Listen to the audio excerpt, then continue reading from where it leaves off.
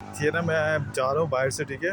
तो ये गेट आता है यहाँ पे सामने, और इस गेट को कहते हैं पता नहीं क्या यार। इतने सारे गेट रखे हुए हैं हमारे बॉर्डर टाउन में ना यहाँ पे, पता नहीं क्यों।